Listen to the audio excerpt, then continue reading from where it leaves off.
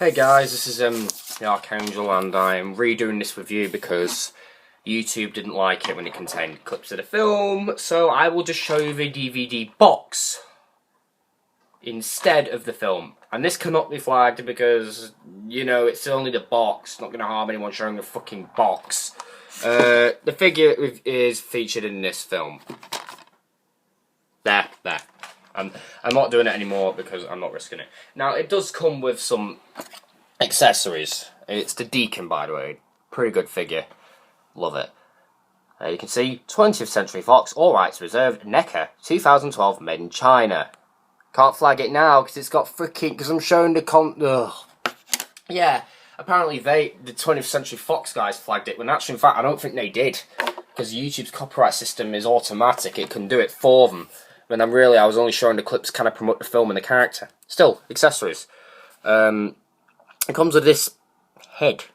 And again, if they ever made an armor design based on this, I would totally wear it. I love the way this helmet looks, and I love the way the armor looks. It looks freaking badass, and it also looks bulletproof. And I'm dropping it. Yeah, and many people call these guys space jockeys, the pilots, engineers, but their real name, as I looked up on multiple alien wikis, is Malakak. Yeah, it's kind of weird, but many people first thought this is what they look like, until now, yeah. This thing exploded in the film, but it was that clip that was one of them that was flagged, so I won't be showing it. But it just... and yeah, it's kind of grim. However, it may look good on camera, but it's actually lacking a bit. It would be nice to see some of the pustules on its head. Sure, we've got some veiny bits, but meh. Still, that's not actually how it is. When you're wearing the helmet, I think it's like that. But I think it is... oh no, it was an illusion. I thought the helmet was just like that, and... either way, it does come with two other accessories, but I lost one of them. Well, it's not lost, I just can't find it. Okay, that kind of is lost. It's a hammerpede. That's the official name for these guys. These holes, I understand why they're here, but they do kind of annoy me. It's bendy wire and all that, so you can... yeah, there's some poses. Not that they're useful, because apparently the hammerpede has been drinking alcohol. Yeah. The fecker is drunk. Well, I will say this. Oh, crap. No, I won't say oh crap, sorry. I flung the camera because I caught the wire. I'm such a tit. I'm not focusing properly right now. Not even the camera's focusing. Ugh. You can probably get some of the detail there. That's pretty good actually. I really like that. It goes all the way around throughout the entire mold. It's pretty neat actually. You could, if you wanted to, just pretend to fold these up, not that it really works. And now, just get something to raise the camera up a bit, which is right here. I'll use my pre-ordered Black Ops 2 box. It's the hardened edition, not the proper full version. It's the big bastard himself. He's still not on camera. Yeah, what can I say about this guy? He's awesome. He was one of the most, I think he was the most sought after Prometheus figure because we only saw him at the end of the movie for like 2 seconds. Oh my god, that's just lucky. Alright, I know what you're thinking, but he's actually standing without the stand, and that is really lucky because he's not exactly moulded to be without the stand. So that is freaking lucky because, I mean, just one blow and he goes... yeah. This figure is flawed. However, I'll just move over here so the light kind of catches it a bit more, you know, and the wire decides to shift the camera. Damn wire. It's really good looking toy. I actually stiffened the knees, you can probably tell there. Maybe you can probably see some glue there. I just had to stiffen them because he would otherwise do this. He still does it, but they will hold their position much because on the stand he would constantly bend downward. Speaking of which, peg holes on his feet. Oh, wait, hold on. if I'm going to obey by copyright to not get the video flagged,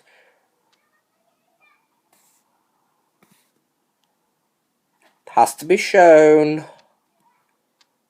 Sorry, but I'm not risking it, and I'm kind of doing this in a way that is going to seem annoying because they flagged the previous video, and I did put in who owned the fecking thing, that it was owned by 20th Century Fox, and that Ridley Scott directed it, but no, they still flag it anyway because they're a bunch of dicks. Still, here it is with the stand. Ew, heavily unfocused. There we go. Yeah, let's just sit up a bit now because my back's going to start getting bad. Just sort the chair down. Yeah, pretty great sculpt. Oh, this is the problem with using game boxes. They sometimes don't like. You got some really great sculpting here on the head. Really great sculpting. All throughout the body. It's funny because I first thought this guy was black, and I realised that no, it's just the blood from the macaque. These are pretty stuffed joints.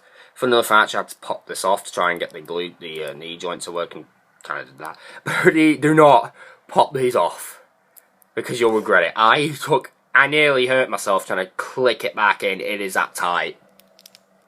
Again, there's a lot of ball joints on this guy. You got some toes molded in there. Pretty neat. Probably can't see. I'll just have to focus. There we go. Still, just raise this camera up. Now, this guy's articulation. I'll show you what the mouth does in a minute. That's kind of a cool feature. I'll just close up for now, even though I'm fully closed up, but what can you do? He's got a ball jointed hip, hinged knee, a swivel at the knee, even though it shouldn't really be like that. It should be swiveling that way. And a ball jointed foot. Ab crunching, because it's a ball jointed waist. The arms do not move forward and back, instead they move in this position. However, if you want to get him looking like he's about to claw at you, you can turn the arm at that joint, and it does sort of work. Mostly. His elbow bends, rotates at the elbow, but I don't know, that kind of is that really. Even though I don't know why. And the wrist on ball joints. Shame the fingers are not bendy wire. But then they would have had to make them stupidly thick, and it would have screwed up the character. Now, if I just crunch him down here, we can get to his head. Because this guy's tall. Literally, I mean, he's ridiculously tall. His head's also on a ball joint. But you're really only going to keep it like that, because if you rotate it like that, it looks like his neck is broken. However, like that, turning it kind of works. Although I do like these wavy bits here on the end. And all the detailing here on his neck. Now, in the film, he did something. In the end of the film, you could, you know, he did this and that. That's pretty neat, although if you have it folded down, it looks like he's sticking his tongue out. Although that's the funny thing, because it's actually really a second jaw, and it's hinged on its own. It's connected to this, so if you push this in, it's gonna, you know, And when you have it fully out, it actually looks like that his teeth, it actually looks like it's coming out of his mouth. Because in the film it kind of stretched from the roof of his gob. And my fucking god, just look at them teeth. Yeah, there's paint scratching in there. I don't know what that's all about. There's some detail inside. But if I flip this up, yeah, that's kind of explainable really, because why would that fit? Be nice if they molded it though. Again, really nice.